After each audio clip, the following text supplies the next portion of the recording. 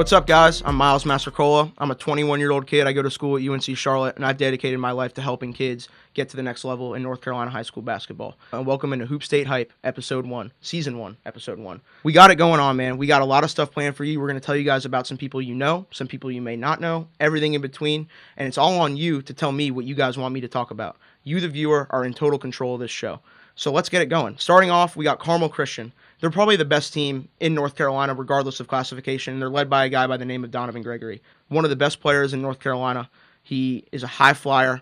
He's shooting over 63% from the field, over 18 points a game on a 23-1 Carmel Christian team. He's someone that really needs to be taken seriously, and probably if he wanted to, well, this is not probably, it's a definitely, he had bigger offers than Appalachian State, but he's going there, and one reason to play with his best friend, J.C. Tarrington, who plays over at crosstown rival Charlotte Christian. Gregory is a high flyer, and I've already mentioned this already, but the way that he overwhelms the opposition with his athletic abilities is, you can't overstate it. Some of the stuff that he does, whether it's in highlights or little things around the game, you have to appreciate as a viewer. If you think Donovan Gregory can go somewhere bigger than App State, leave it in the comments. Tell me what school. Do you want to see Gregory play in your school? Obviously, he's going to play at App State, but who knows? We'll see what happens. Another guy I want to talk to you guys about is, he's a little guy. His name is Bryson Childress. He plays at North Stanley High School. He's averaging over 28 points a game this year at North Stanley, shooting 41% from three and 6 steals per game, 3 assists, 4 rebounds. You know the goods.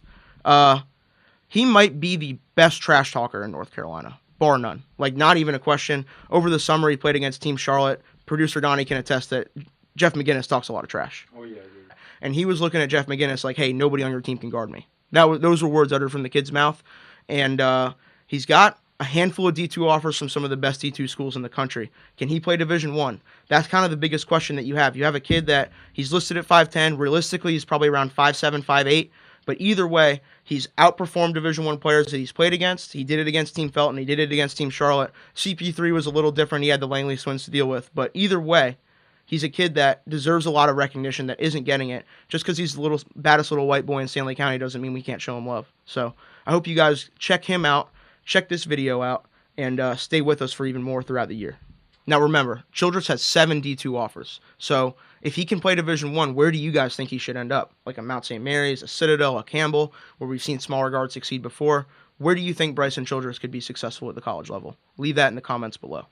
And now I want to talk about arguably the best performance, at least that I've seen from the first part of the high school season. And I know we got good footage of this, so check this out. We got Jalen Cone, 5'10 guard, Walkertown High School, has a handful of offers from some of the top programs in the country. Jalen Cone of Walkertown, fresh off a 49-point performance. You were obviously feeling it. He gave Providence Day 49 points and carried his Walkertown team to a W over arguably a team that, top to bottom, has more talent than them. He was hitting pull-up jump shots, taking it to the rack, finishing through contact, doing whatever you needed him to do to get the win. And obviously that performance stuck out, 18 to 28 from the field, just one of those games where he had it completely rolling and was completely in rhythm. He fed off the energy from the crowd. It was just an absolute show in the Queen City.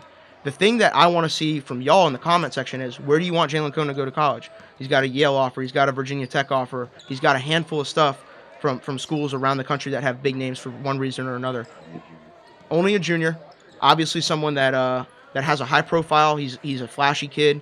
His dad has really done a good job of pumping him up.